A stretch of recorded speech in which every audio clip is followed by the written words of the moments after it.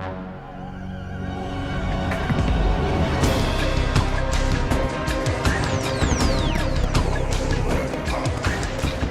everybody, and welcome to episode 2 of the Farscape Rewatch podcast. We didn't break down. No, we didn't. Time. We didn't.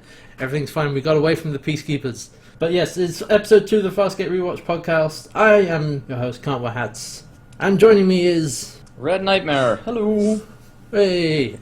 Yes, so it's episode 2. Last time we went over the pilot of Farscape, and this time we are going to be talking about the episode IET, which is definitely episode 2 and not episode 4 or episode 7. Well, the reason I say that is because that in the UK and the US it was broadcast out of order. It was broadcast, I think, the 4th episode in the UK and the 7th episode in the US. Wait, there's even a difference between those two? Yeah, exactly. It's not only out of sequence with the production order. It's different between the US and the UK. It's a whole mess. Is there a country where they started in season 3? There has to be a country where they started in season 3. I'm sure there was. I wonder if it was actually broadcast in the correct order on Australian television. Maybe it was. Who knows? Whether it was broadcast here in the Netherlands. But regardless, for all intents and purposes, this is episode 2, IET, which we'll talk about this later, but it really makes more sense as the second episode, where nobody really knows each other still. Yeah. And last time, the premiere was full of lots of information. There was a lot of ground to cover. And this, comparatively, IET is way, way more laid back. And I liked it a lot. Yeah, I thought it was really good. Yeah, this is a fun episode. It starts off with, well, a lot of noise. There's apparently some sort of alarm going off, and I like that Crichton is like, why is my eye twitching? Why is it doing this? Yeah, there's this very shrill alarm going throughout the whole of Moya, and everyone is, obviously very upset. But for some reason, like Crichton's eye is just like another quirk of his human biology or something. Might be doing something to my brain. Wait, is it doing something to my brain? I think the line is, it can't melt my brain, can it?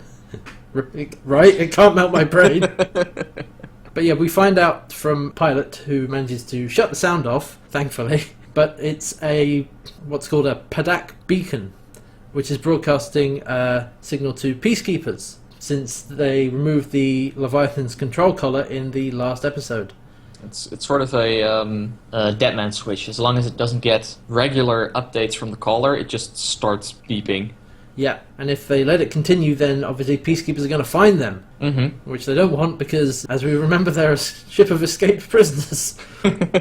And so they're trying to figure out how to get rid of it, and it turns out that DRDs, the little robot things that we saw in the first episode, they can't actually get near it. It's built in with a failsafe so that Leviathans can't actually remove it themselves. Yeah, it gets blood. DRD is cheerily moving closer to it, and it just gets blown up. Yeah, it's just like, whoa, okay, this is serious business. So they can't figure out how to shut it off, and they're really starting to panic until John suggests, why don't we land on that planet nearby and just dunk it in some water to insulate the signal? Yeah, it's basically making the whole of Moya vibrate, sending out the signal, and they're like, well, let's just put it in water. That'll solve the problem, right? Yeah. And so they have to make a rather hasty landing on the nearby planet. Actually, it turns out to be a big deal for a Leviathan. Yeah, I thought this was interesting, that Leviathans are living ships who are bred and live in space, in, zero gravity. So they're not really meant to cope with planetary gravity. And Pilot tells us that there's stories of, young Leviathans will play with a planet's gravity, getting closer and closer to the surface, as a sort of like a dare, and then pulling away. But there's a story of a very old male Leviathan that did manage to land, but no one knows if it's true or not. So this is untested waters for a Leviathan. I see what you mean. Yeah.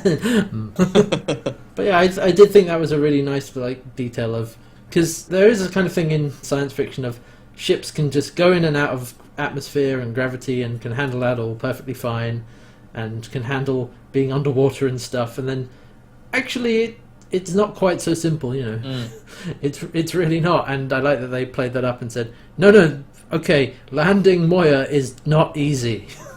It's actually something she's not supposed to do. Yeah, and we're not even sure if it's gonna work. But they take her down in quite a nice, sort of fairly straightforward CGI sequence of them going down over the planet. It would look pretty cool. Yeah, again, like the CGI hasn't dated that badly because No. they use it fairly sparingly. They use it when it's needed. They also don't combine it with actual live footage that much. Yeah, the sequence basically cuts back and forth a couple of times of the ship going down and everybody sort of bracing for impact and shaking in that good old sort of Star Trek fashion. Yeah, Like, exactly. everybody goes side to side. Pretend like you're being hit. And so they crash on the planet in basically what is the middle of a swamp. Yep. Looks a bit like Dagobah. It does. Yeah, there's a cute sort of line of John standing outside of Moya because they get out to have a look around, and he says it looks like Louisiana or Dagobah. Aaron sort of looks at him and is like, what the hell is Dagobah? It's like, oh, it's where Yoda lives. And it's like, who's Yoda? Tiny green man trains warriors. And she's like, oh, like that's not even unusual. She's like, oh, okay, that sounds about right. And I think this is the start of John basically pretending like all the science fiction on Earth is actually real. Well, never letting him in on the joke.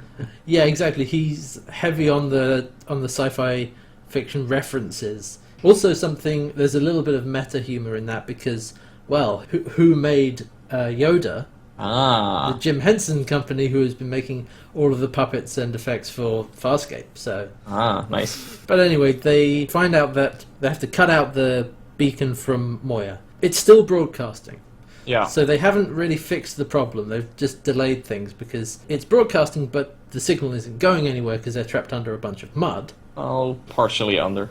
Partially under, but they can't leave because the beacon is still there, and so they managed to talk Rigel into removing the beacon. Well, part of it. There's also the plot that they need some sort of anesthetic. Well, yeah, here's the thing. It's like the DRDs can't go near the beacon, so they ask Rigel to do it because he's very small and he can fit inside the little corridor where it is. But because, again, remember, Moya is a living ship, so this isn't just maintenance, this is surgery. And so Rigel goes in and tries to cut parts of it out, and that is going to cause Moya intense pain. Mm-hmm. So they realise that, okay, well, is there anything we can use to numb the pain as an anaesthetic? And Pilot tells them that yes, there's something called chlorium. Chlorium? Yeah, which is made up space element. I also like that they talk about it's one of the 7 forbidden substances, things that Leviathans can't carry as cargo.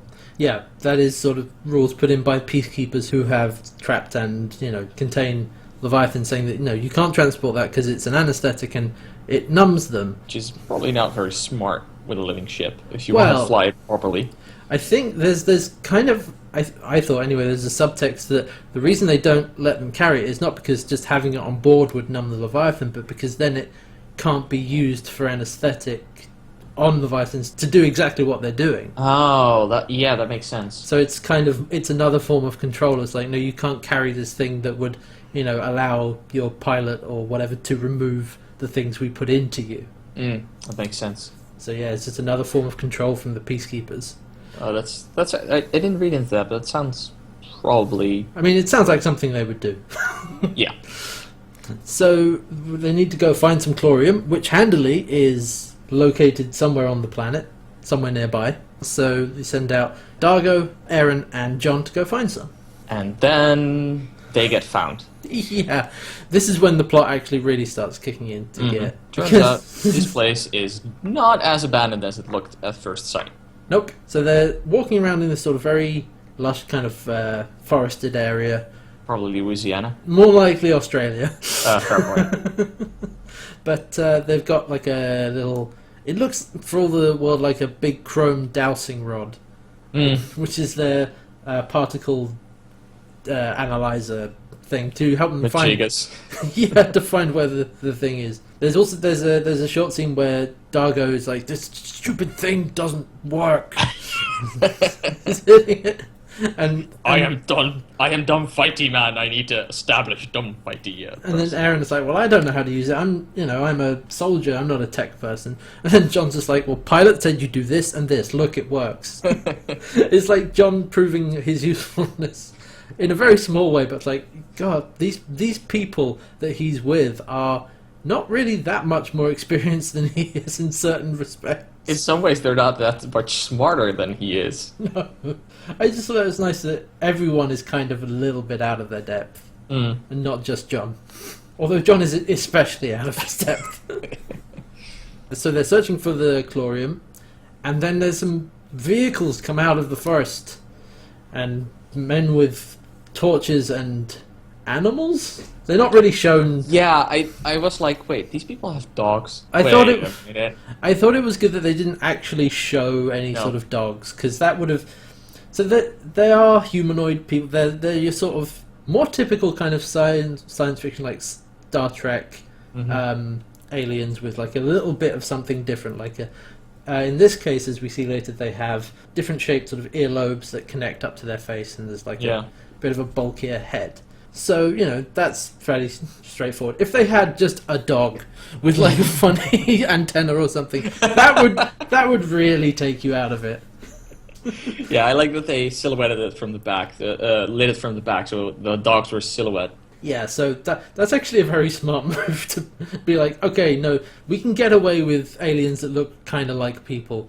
Dogs, not so much. So anyway, they try to cause a distraction to get away. And Dargo runs out and just sort of yells at them. Which actually he yells in a very alien way. It's like some sort of roar.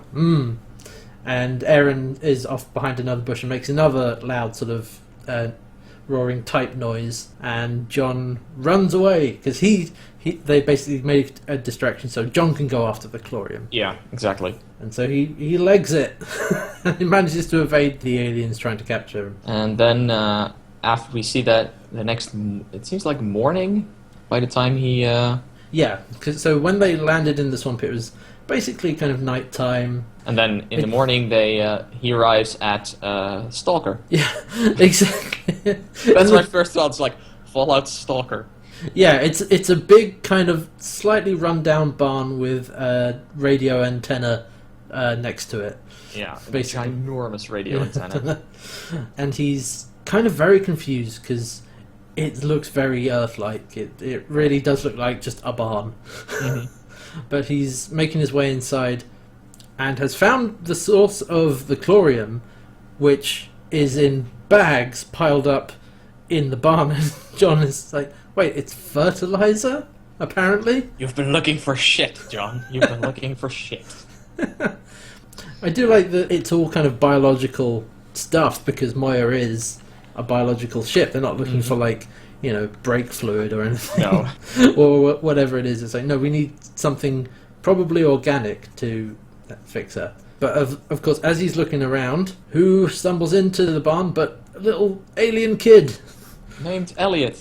No, wait a minute. It's not Elliot. He's named Foster. And John is trying to hide from Fostero, but he steps out and is like, "No, I'm okay. I'm not gonna hurt you. I'm a cool alien. It's okay." By the way, I am an alien. Yeah, it's cool because you see John realizing that the shoe is on the other foot now. Yeah, he's the alien in this scenario. Yeah, because the planet they've landed on is not one that is aware of aliens at all. There's a whole galaxy full of alien species that he's already been meeting and who are traveling off planet and have interstellar travel. These aliens on this planet are kind of stuck in the equivalent of Earth's 1950s or 60s. I wouldn't say that because some of their weaponry seems to be advanced beyond that. Yeah, but the point is they're still kind of mid to late 20th century Earth level tech. Yeah. So even though he's out in space, there are still plenty of planets who have no idea about aliens. Nope. There's still civilizations that just haven't gone beyond that. Yeah, so he's kind of a little bit surprised to be in that position. It's like, wait, I've just discovered all these aliens who are all hanging out in space, and like, oh wait, now I get to be the alien. Now I'm the one being discovered. No, John, you are the aliens. The alien was inside of you all along. I've seen that film. Different movie. But, actually, then Fostro gets scared by the scanning device he still has. Yeah, also something else that will be relevant later. As he's sort of scrambling around in the barn, John's communicator falls off. Yeah, good point. And then Fostro is scared by the device that, it's a strange looking thing that makes a load of noise. And is just beeping and beeping because it's right next to all the chlorium he needs. And it has a pointy end. Yeah. So. Yeah, he runs away to get his mother, Linnea, and brings her in to see... No, he brings... Actually, they go up. They go up, don't they? Yes, they go up out of the barn into the house. And she comes out sort of talking on the telephone about the strange object that was flying through the atmosphere last night and is clearly some kind of alien, and then sees John and drops the phone. It's like, oh. And then I think maybe it's before or after that, but John makes some sort of sudden move and she stuns him with the stun gun. Yeah, I guess you're right, actually. Their tech is advanced in certain other ways, so... Yeah. So he basically drops to the floor and he's like, "Our crap move." Yeah, they have... I'm gonna make full recovery, right? Yeah. Right?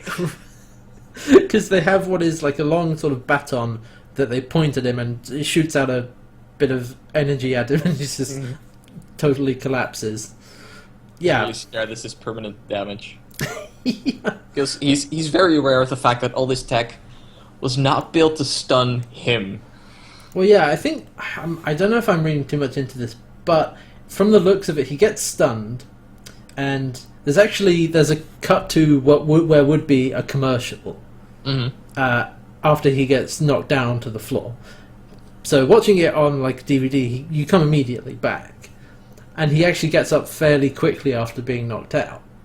And I got the impression that was actually much quicker than they expected, than Linnea and Foster expected. Oh.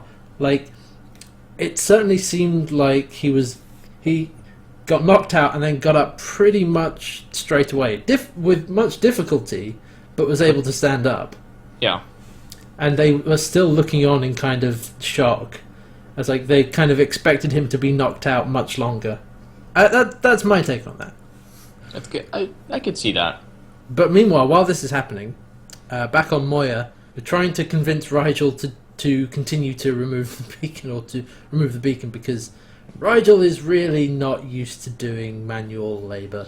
Yeah, I think that scene's actually slightly further back. Yeah, I mean... Because they realize that Moya is currently succumbing to the gravity. She's not built to withstand actual gravitational pull on herself, so she's collapsing in on herself in a way. They're like, we can't wait for the anesthetic. Right. We need to operate now. Yeah. So, apparently, something Zhaan can do, we learn something a bit more about her species and also, I guess, her abilities, is that she can share the pain with other creatures. So she offers to share the pain with this ship. Yeah, and she explicitly says that it doesn't take away someone's pain, but it allows her to share it and, I think, comfort whoever is experiencing the pain. Mm-hmm. And she says that Moya's still carrying the bulk of the pain. She's just taking a part of it. Yeah, and Rigel, quite rightly points out that's a really big ship. It's like, I know, I can do it. So they come up with a plan to get Rigel in to cut out the beacon while Zhaan shares Moya's pain. And there's a sort of nice scene between Zhaan and Rigel because Rigel really doesn't want to do it. No, at some point I think the lights go out, Zhaan collapses, and then at some point everything comes back up again, and Rigel's like, no, I'm not doing it anymore. Screw it. Nope, you get someone else to do it. He actually bites Eren, I think. Yeah. Technically this scene is later, but I think it's easier to take these lines more as they are. They're sort of jumping back and forth between them. But I just like there's a scene where you find out that Rigel is kind of, again, he's out of his depth as well because he's used to having everyone to do everything for him. Mm-hmm. And as we saw when he was trying to get in and remove the beacon the first time, he was using like a little tool that they took from Dargo's quarters, like a little bone knife, because Moya won't let anything, or the beacon rather, won't let anything metal near itself.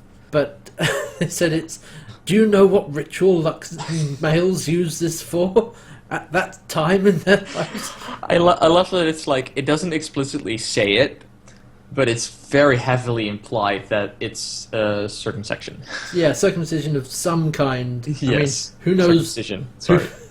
Who knows what kind of arrangement Luxons have down there, but there's some kind of ritual involved.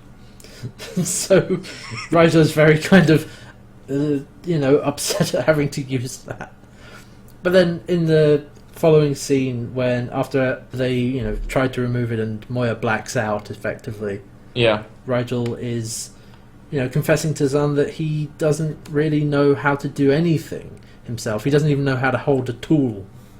Yeah, and what I really like, it's not that he's saying that it's anybody else's fault. He actually feels guilty for the fact that or even ashamed of the fact that he just can't even do this. Yeah, and he says that even when he was in prison, he had people doing things for him. But Zahn is able to convince him to remove the beacon, basically by flattering him into doing it. Mm. Oh man, but I really like this scene. This is the type of storytelling I really, really, really, really like, because it's not only is the animation on the movement on Rigel's face. Oh, it's so good. Beautiful. You can really see his. Resignation? His emotions are really well portrayed with the use of the puppet work, and they do a really phenomenal job. Interestingly, this Rigel's puppet will go through some changes as the series go on, because they make improvements to it. But even here, early on, he still looks really good. He looks really good. I like how it touches on, as you said, being out of their depth. Rigel's. For the pompous bastard we've seen in the last episode, he's actually showing some vulnerability. Like, he really can't do anything. Yeah, and he feels bad about that. And also like that when a few scenes earlier, when the puppet is walking with that knife, he's actually holding it very weirdly. Yeah. Which, giving this scene, makes total sense. Well, I think they did a fantastic job, because they set up the fact that it's basically a knife used for Luxon circumcision, and then after he's told that, he holds it very much like he's disgusted with it and doesn't want to touch it, which is amazing that they can do that with just the little puppet that they have for Rigel, and it's just attention to detail. So much personality in that little frog man. Yeah. He's wonderful. He's also scared of mud. Oh, yeah. Earlier. Right, very early on at the beginning of the episode when they crash into the mud, he's like, oh god, we're surrounded by mud. And Eren said, you're aquatic? That's fine. He said, no, aquatic is water, this is mud. You can't breathe in it, you can't swim in it, it surrounds you. And you choke on it. It's like, ooh. I was like, alright. Also, again, remember that he's very sort of stuck-up royalty, so I would imagine that going swimming around in mud is also unbecoming of a Dominar. I bet that's also part of it. Though I would expect him to actually say that. That's true. That's something he'd start out with. That's very true, actually. Yeah, good point. So meanwhile, back at the barn, we have John and Linnea basically having a conversation while Linnea freaks out that she's talking to a real life alien. Yeah, it's not that just. He hasn't just stumbled upon a person. He stumbled upon somebody who's been looking into the sky, looking for aliens since she was 10. Yeah, that's one of my few complaints about this episode, is how incredibly unlikely that is. It makes for an interesting story, but it's like, the one person you happen to run across is somebody who has been looking for aliens. I mean, I like that it gives her this form of wonderment. Oh, yeah. It's like, all this time they called me crazy, but I was right. Yeah. I was right. Like, all that is great. It's just a little bit contrived that he actually randomly lands right next to someone who is looking for aliens. No. They chose him. Or at least so he tells her. Yeah, he he's not entirely truthful with Linnea because he realizes that she's freaking out hugely and is basically trying to mitigate the situation and try and make things go his way without things messing up. So he's like, well, yeah, we chose you. We come to you because we thought you were the only one who would understand without trying to harm us. Which is a total lie. Yeah. We crashed here. I found your place by accident. Oops. I like that John is clever enough to be like, okay, bluff my way through this. Okay, what can I do to get her on my side? Make her feel special. Yep, absolutely. But then he does explain that they are looking for something. Mm-hmm. They're looking for chlorium, and she doesn't know what that is. She's never heard of that. And she's still, weary because she's never encountered aliens before. And then there's a nice scene where John's like, I know how you feel. And she's like, yeah. Do you? Do you really? You're an alien, dude. This must be normal for you. It's like, no. Not really. No, like, I'm pretty new to this shit, too. I'm new. He doesn't outright state it. He just says, like, he describes his experience in the last few days. It's like, or last few weeks, I guess. It's like, you'd be surprised. Then, of course, again, we're cutting back and forth between here and Moya. And then we cut back to Rigel getting ready to start the procedure while Jean joins with Moya. And there's a scene where she puts her head against Moya's wall or bulkhead or whatever it is. Mm-hmm. And you get this nice panning shot around the back of Jean's head where you can really, you can see her blue makeup in, detail, and it still looks amazing. And then her eyes roll back into her head, quite literally. Do they? I thought they... From what I recall, they go up into the back of her head, and there's some kind of effect that flips them even further around, and then she's presumably wearing what looked to be like just blue contacts. Oh, okay. Because I thought I could see a bit of an iris in there. Again with the ear, by the way. She puts her ear against the wall. Yeah, it's very much implied that ears are very important organs for Delphians. Apparently. They kiss with it, they take pain with it. All that kind of stuff. I wonder if they take their medicine through their ears. Lots of eardrops. Just stick this pill into your ear, you'll be right as rain in the morning. And then we're back outside with Erin and Dargo, who are basically hiding up a tree. Yeah. I like that. It's like they're up... It's like... And they have a banter about Luxons in a way.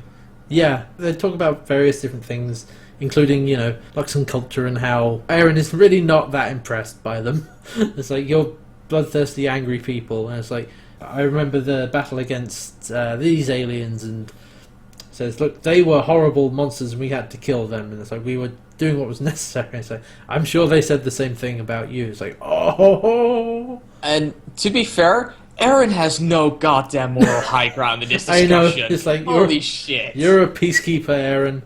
I was going to say, it's like, we've seen in the first episode what you people do. No, you have no moral high ground here. Nope. It's bullshit. Yeah. And they also that was my reaction the moment she said that. It's like... No, it's like, come on. And then they also talk about how Erin is amazed that this little rock, she calls it, reminds John of home. It's like really, this dump reminds John of home. Yeah, he really is a savage. Yeah, pretty much. I love that. So, jokes at John's expense. And so they're both getting tired of waiting, so they hop down from the tree to go look for John. And we're back at the farmhouse and talking to Linnea, and it is revealed that she actually works for the military. She's not just looking out for extraterrestrial life, she's doing it for the military. Mm-hmm.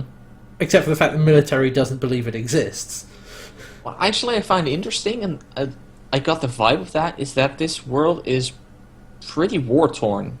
Yeah, there's definitely a lot of militaristic things going on, because she's looking for aliens for the military rather than just in a scientific capacity. Yeah, and also because she says the military isn't that nice. Yeah, and then John has a scene, a sort of line back to her, which is, well, most militaries aren't.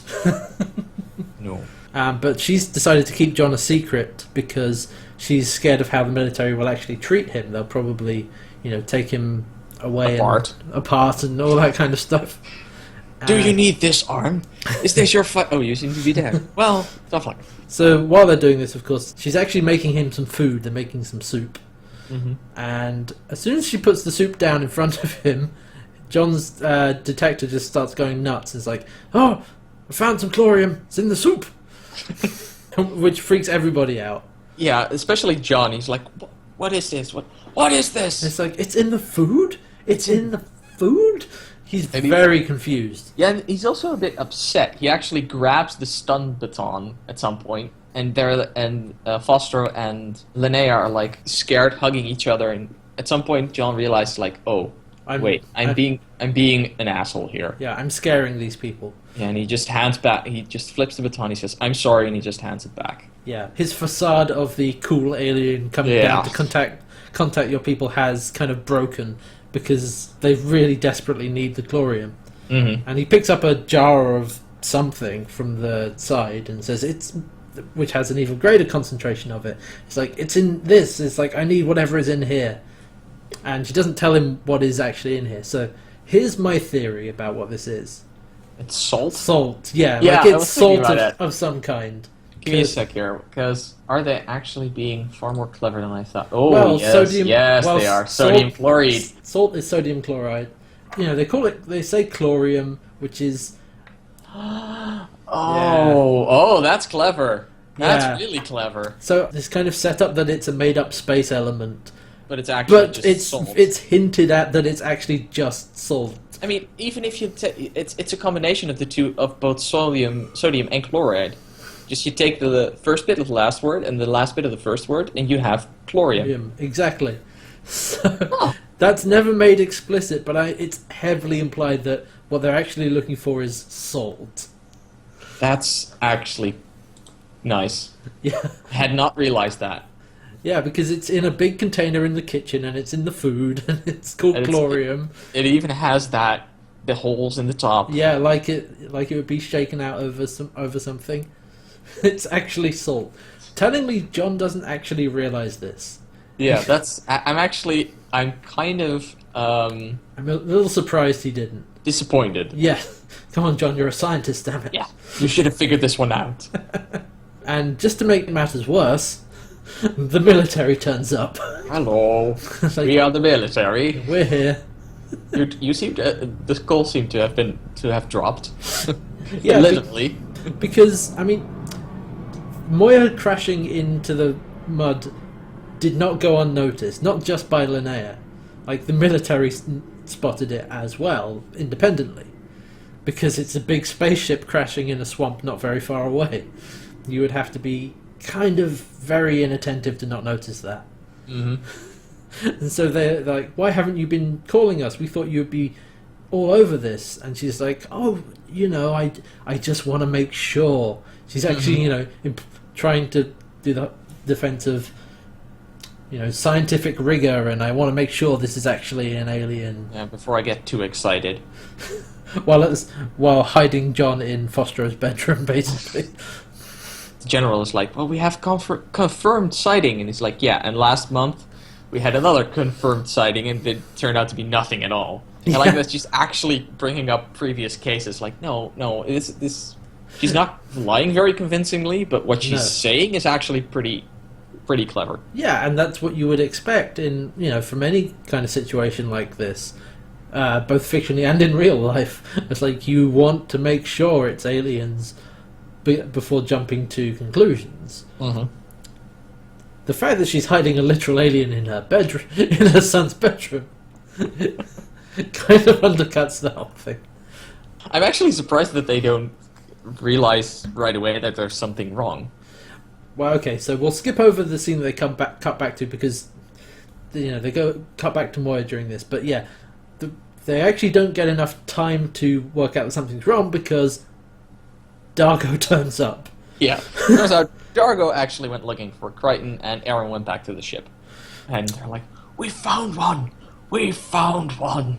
What's actually happening back on the ship is Rigel is cutting the beacon out, and it is causing Moya intense pain. Mm-hmm. And that's when Moya actually blacks out. Yeah, and Aaron is at that point also arrives around the same time. Yeah, Pilot informs them that Moya is collapsing once everything starts up again. It's not designed to survive in planetary gravity. Nope. Never evolved to do that. It's kind of the reverse of it, but it's like taking something from the deep sea and putting it on, dry land. It just pops. Yeah, or doing the reverse. Like, the bodies are not designed to withstand gravity. They're much larger and less structurally rigid than they would need to be to live on a planet or something. Mm-hmm. Which, again, like, it's a really nice touch because that makes a lot of sense. That's like making a spaceship that can go between planets and space is actually really hard. You need to survive a lot of, let alone entry and re-entry, you need to be able to withstand different amounts of pressure in different directions. Yeah, and especially inside and outside. And the larger your ship gets, the harder that becomes. And Moya is really big. She's a big girl. Yeah, she's a big girl. What I also like about this scene is that after Zahn has her talk with Rigel, that she also briefly talks with Eren, and that Eren asks her, "How are you holding up?" Yeah, because Zahn is quite visibly shaken by all of this. This is not easy for her to do. And actually, her response to being asked, "How are you doing?" is actually she just starts laughing about it. And Eren gets mad, like, "Are you mocking me?" It's like, no, I just thought for a moment you actually cared how I felt. It's like, no, I care you performing your function. Exactly, and Eren lies. Eren, yeah, we're starting to see her actually start to care about the people on the ship. Yeah. But she still has that peacekeeper facade of, I'm only concerned about the mission. Yeah, exactly. It's like, no, I don't care about you. I only care about the mission. Yeah, the mission. Yeah, and Zahn is like, oh, of course you do. Of course. Peacekeepers all the same. But I actually like that at that point they continue with the operation. Yeah, because, they say, how are you holding up? Can you do it? And Zahn says, yes, we'll keep going. And as they start up again, she has trouble. She's standing at one of the support structures of Moya, touching her ear against it, and the pain is causing her to fall down. Yeah, and Eren basically props her up, pushing her against the wall to make sure that she stays in contact with Moya. Yeah, and she actually asks her to do that. Yeah. And I like that moment that Eren is actually like, I'll help you with this. She's helping. Yeah, and she's kind of seeing how much Zahn is willing to go through to save them, how much she's willing to sacrifice, which is, rather a lot because it's causing an immense amount of pain. I can't imagine. Like, I'd rather not imagine. It's kind of hard to watch because Rigel is performing this necessary surgery which is causing so much pain. And like, rather than stop it, it's like, no, we have to go through with it. It's like, yeah, there's no other option. So anyway, we cut back to the farmhouse with John actually talking to Linnea about wormholes. I like that. And because he's decided to, you know what, okay, I'm not going to lie to you anymore. I might as well just tell you the truth about myself. Yeah. And she also finds out that you didn't actually choose me, did you? No. Yeah, she figures that out. Because as soon as he says, like, I'm actually new to all this, I got sucked through a wormhole, which she actually knows as ribbon holes. Which is like... Makes sense. Yeah.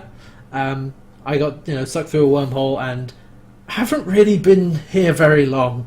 And I'm still getting used to all of this. And I really don't know what I'm doing. And, like, she figures out that, okay, then you didn't really choose me, did you? No, we didn't. No. And we're actually escaped prisoners. This is when Dargo has shown up and has been captured by the military commander, whose name is Rymax. Ah, Rymax. Yeah, we alluded to that slightly before. We're really doing this out of order. We are. It's because I think it keeps coming back and forth.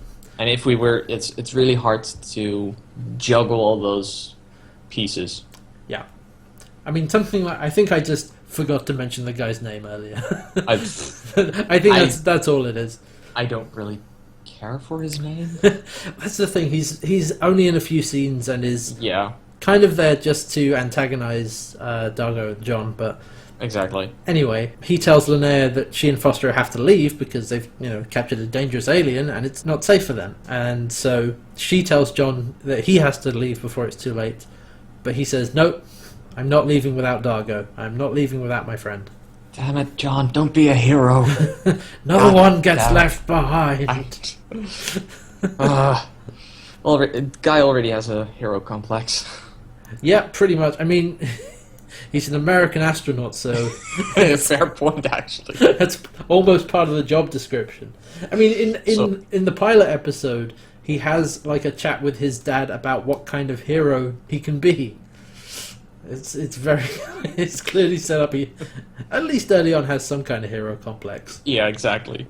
So then there's the scene where, as part of his explanation of, no, they don't all look like me, we're all a bunch of different people, and he's trying to get back in touch with the ship because he lost his communicator, he uses Linnea's equipment to radio, or to send a signal through to Pilot, which pops up on her screen, and she is very freaked out and amazed, and he's like, and he has the line of, "This is more what you were expecting, wasn't it?" And he's like, and she's like, "Yeah."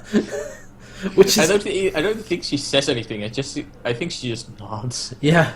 It's like, yes.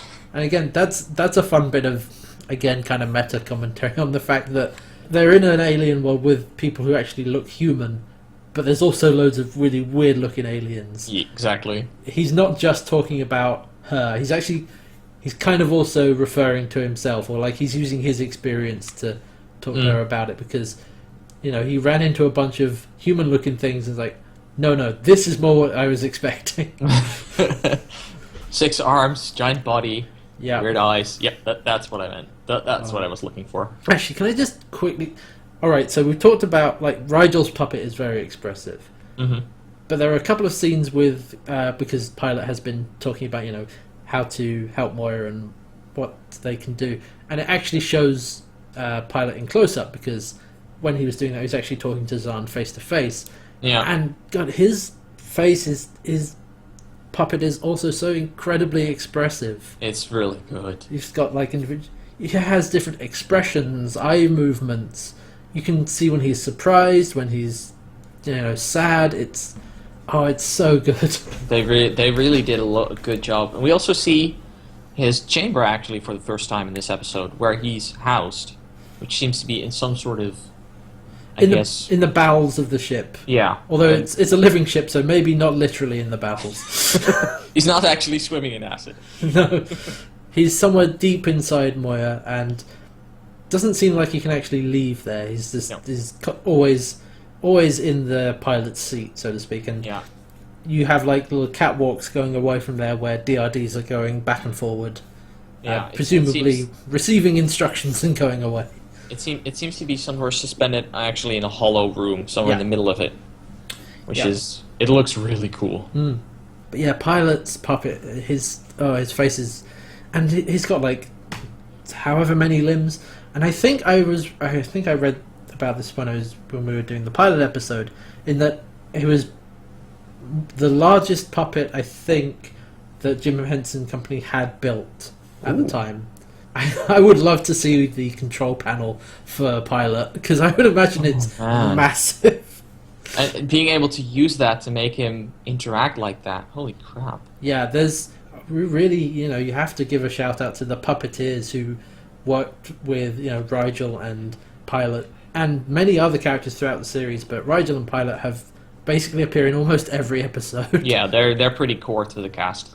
Those things, and that's the voice actors and the puppeteers, and they both, you know, do a really great job. And I just really love I really love Pilot's design. He's such a unique alien and has so much personality that I think he's one of my favorite characters from the whole series. I'm personally partial to Rigel, but that's mostly also because he's kind of a dick. I like those. I like those characters. But anyway, that's just an aside, because I really love his Pilot's design and his whole movement. Just it's so well done. And so join us next week when we continue gushing over Jim Henson puppets, basically. But anyway, back to the story. Linnea has been shown Pilot and is, you know, amazed and is astounded by him, and, you know, he's coming in over the sort of grainy television, fading in and out. But of course, John is trying to get away and take Dargo with him, and Linnea manages they actually... Right, she shows Rymax pilot. Yeah, she shows the recording of that conversation they just had with Yeah. John. And he's like, look, aliens, more aliens. And he's like, wow, oh, we have to get them. And she actually gives him coordinates. She said, I know where this transmission is coming from. And gives him completely the wrong coordinates. Yeah, just sends him on a wild goose chase. Just to get him out of there. So he leaves and takes a bunch of his soldiers with him, which leaves much fewer people guarding Dargo. In fact, I think it's only 2 people who is... Yeah, it's only 2 guards. And Dargo is at this point chained up in the barn. He's sort of hanging... His arms are being sort of tied to a beam. And he's just sort of... He tries to lash out with his anesthetic tongue. But since they're all wearing, soldier armor or gear and stuff, they're perfectly fine. I like actually that they basically just covered the faces of all the soldiers with armor, so they didn't have to do extra makeup. Yeah, makeup. It's like, here, put on a helmet. Problem solved. Yeah, exactly. They're all wearing kind of like stormtrooper-y gas mask things, and it's like, no, we can afford to do the makeup for 3 people. Yes. Not more. You wear helmets. Exactly. Which, makes sense from a production point of view. It works fine. Yeah. And so we have this very... Also, I'm pretty sure we never actually find out the name of the species or the name of this planet at all. So I don't know what to call them, like the whatever they are. But anyway, we find out that these guards are basically terrible. Yeah.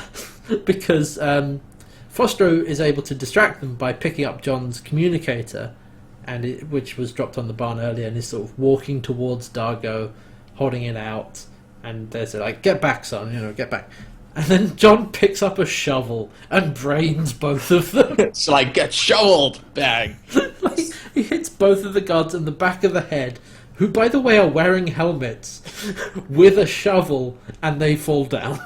I'm actually, to be completely honest, it doesn't surprise me that much. I'm surprised he got. I'm not surprised he got the first one down. I'm surprised the second one didn't shoot him. Yeah. Exactly. You got brain one. Okay, what now? What? Because the other one's gonna. Oh, it's already down. Yeah, you get the sneak attack on the first guy. Yeah, that's you're not supposed. You're not supposed to get. I guess actually he got the sneak attack on the first guy and he got the surprise round on the other guy. Yeah. So they're able to very, very easily rescue Dargo. Sorry, I just had the image in my head that actually we're watching some weird D&D or actually sci-fi RPG game.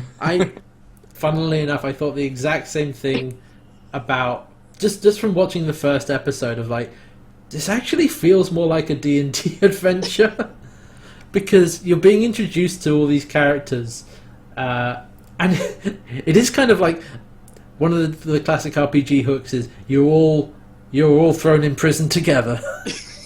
Actually, that's true. There's you all meet in a tavern, then you all get thrown into prison together. And it's actually a good point. And Jean is the priest. Dargo is a warrior or fighter. Yeah. Rigel is bard. Bard, yeah. Definitely the bard. Bard. Completely useless, but has very good charisma. I don't know what Crichton is in this situation. Oh no.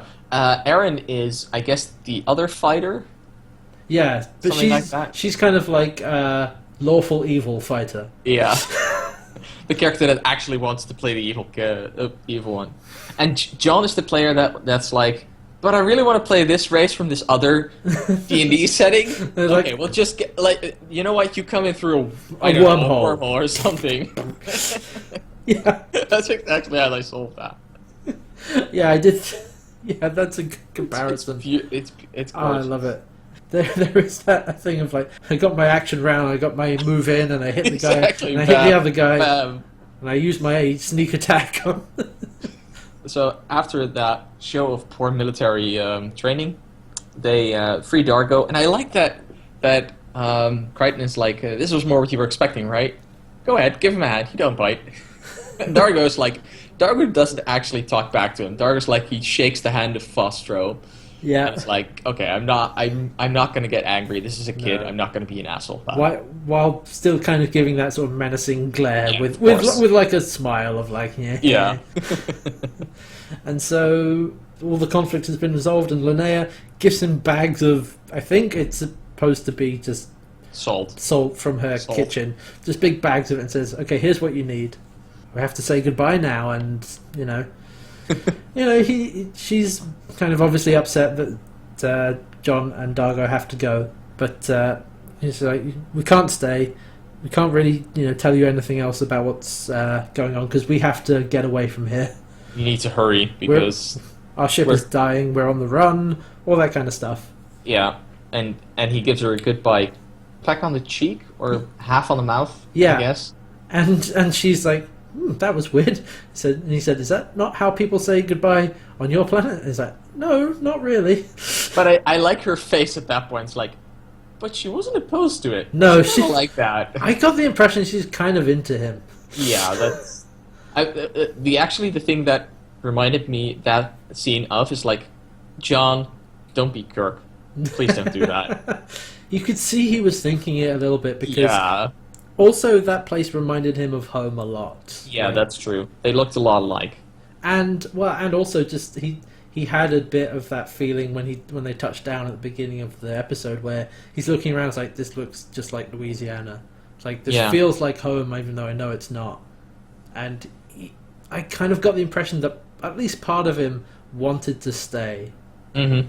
Aaron actually asks him that, "You're not," as they fly off, "you're not going to miss that rock, right?" And he says, "Well, not the rock." Yeah. And I'm still not sure if he means not this rock, or that he might actually be missing Linnea. I think it's both. Like I think it's supposed to be both. Like it's reminded him of home, so he's missing Earth even more, but he is also missing Linnea and Foxtrot. Yeah. There's a nice thing as well where he says that, "I wish I could stay and do more," and she's like, "You just basically confirmed that aliens exist. You've done quite a lot." Yeah, it's like, it's probably enough for one day. Right. And so they get back to Moya, and funnily enough, by the time they get back, Rigel has actually managed to remove the beacon entirely. Yeah, and he's like, "Hey, Rigel, start spreading this around." Yeah, and so it's like spreads it around, takes a hand, stuffs it in his mouth, like, goes some on. for you, some for me, some for... And like, again, that really hammers... That's probably salt. It's definitely salt. It's just salt. Yeah, definitely. But I like that kind of by the time they get back, like, it's already been taken care of, but they need the anesthetic to actually take off because Moya is still in a lot of pain. Yeah. I also like that there's two very nice shots/scenes here. The first one is when Zahn is waking up and Aaron is standing over, making sure that she's okay. That the only word that Zahn says is, "Ouch." Yeah. Like nothing else, just ouch. Just ow. Underselling it a bit. And there's also that beautiful shot that she's lying there, close to the hole that Rigel went into, and he pops out, lies down, being like, "I'm exhausted." And they're just lying next to each other, facing different... Yeah. Both facing the ceiling, but heads sticking the different directions. And they're like... It's just a nice shared moment where they're like, okay, this is something we did. Yeah, and it's kind of setting up that close bond or friendship between John and Rigel. Yeah, I wouldn't be surprised if these two get along better and better as the series goes on. Because earlier she proved that she's very good at convincing him to do stuff and actually kind of understands his... understands him and, I don't want to say manipulates him into doing it, but, she understands how to appeal to Rigel. She's a bit of the group therapist, I feel. Yeah, definitely. Like 100%. And Rigel actually, you see that he actually has a lot of respect for her because, she takes the pain of the entire ship or, shares the pain. And Rigel seems to respect her for it. But then while they're lying there, he just says, "Never again." Never doing that again. You can see from Zan's face, it's like, I kind of agree with that. I don't want to do that ever again either. And then Moya flies off into the sunset, or something like that. And that's where the episode ends. So yeah. I really like this. Yeah, I thought this was a nice episode. I thought there were a few kind of hokey bits with the alien planet with it's basically Earth, but with people with funny ears. I think it actually works because they also acknowledge the fact that they don't look that different. They don't try to be like, "Oh, this is a completely different species." No, like They're all kind of surprised they look alike. Yeah, as they should be. Yeah. Yeah, and like we said before, this makes way more sense as a very, very early episode. This works perfectly fine as episode 2. Yeah, very much. And it also it serves like a couple of purposes. It serves to, get everybody working together and start cooperating, because we had that right at the end of the pilot episode of Premiere, and now it's like, no, okay, we have to work together to fix this. Like, you have Jean and Rigel trying to work together to take out the thing, and you have Dargo, Crichton, and Aaron looking for all the chlorium. Aaron helping Zahn. Yeah, all of that stuff. It's like, no, okay, we have to become a crew rather than just individuals. There's a lot of what I really like about this is because there's a lot of nice character moments in this episode. Yeah. If there's something, if you want me excited about something, give me character development. Oh yeah, definitely. Just keep it coming. Absolutely. And the other thing that this episode does is it kind of keeps John, I guess, grounded. Like, he's reminded of home, and it kind of reinforces that connection for him of really missing his home. There's one point that doesn't get addressed in the episode. I feel like Linnea is basically going to jail because, let's be honest here, once they find out what she's done, they'll be like, ooh. The impression you get at the end is that they managed to get away with it, because... Yeah, but she's going to have to be very convincing. If she can come up with a very good reason why she sent them to the wrong position. Well, I think they might be covered by the fact that they will probably see that Moya flies away. Like, that'll probably be something they detect. Yeah, but they probably find the enormous hole that Moya left. Which is not where she said it was. Exactly. Yeah. That's mostly what I'm worried about, but... I don't think it's that heavily set up. I think it's just... No. That's just something I saw. It's like, she's going to jail. I'm sorry. I know it looks like a nice ending, but realistically speaking, that's what's going to happen. Why you have to ruin this for I'm sorry. No. No, I bet she can... She's smart. She's probably got some time to fake some stuff. Yeah, exactly. Or say that, my readings were wrong, and actually I triangulated it to this position instead. Yeah, or it's like decimal point wrong. It's like, oh, sorry, he sent you in the exact opposite direction. I'm very sorry. Forgot to carry the one. Exactly. Something like that. So, what do we think? I would rate this pretty well. I give it a 4 on a 1 to 5 scale. Looking at the website farscapeworld.com, where they have reviews of all the episodes, and this one is actually rated at an average score of about 2.7. They have no taste. I would definitely rate it higher than that. I think it's actually really good. Yeah, it's a very good episode, and it's kind of a lot slower paced than Premiere, definitely. Yeah, it's slower paced, and I like that it gets. I mean, it doesn't feel as crowded as the first episode, and for some reason it feels longer. It feels like something is actually happening instead of being like, okay, now we need to do this, and now we need to do this, and now we need to do this. Okay, we're done. It's telling one story instead of about 6. Exactly. Yeah. So yeah, I thought that was very good. I enjoyed it. I gave it a 4. Yeah, I would agree with that. So there we go. That was IET. Perfectly fine and works very well, and definitely episode 2. Not episode 4. Not episode 7. Episode 2. If they keep coming, if they keep being like this, I'm completely on board with the show. Oh yeah. So speaking of which, our next episode 3, is going to be Exodus from Genesis, and we'll be talking about that next week on the Farscape Rewatch podcast. That is it for this week. I've been CantWearHats, and joining me has been RedNightmare, and you can find us on Twitter at CantWearHats and at Fedolkin3. And if you want to support this podcast, which is in fact brought to you by people like you, there is the CantWearHats Patreon, which is patreon.com/CantWearHats. The entire existence of this podcast is all thanks to that, and thanks to you, and we hope to have many more things to come from that. Yes, and we want to finish the entire series. Yes, we want to make sure that we see this through to the end. But yeah, that's it from me, and from RedNightmare, and from everybody. We will see you next time. Goodbye. Bye.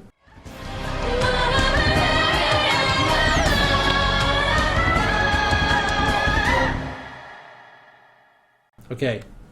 I'm going down to the shop. Do you need any chlorium? Yeah, sure. Can you pick up some sordium while you're there? I'll make sure to get some fluorbium as well. Yeah. Do they sell any water? The hell's water?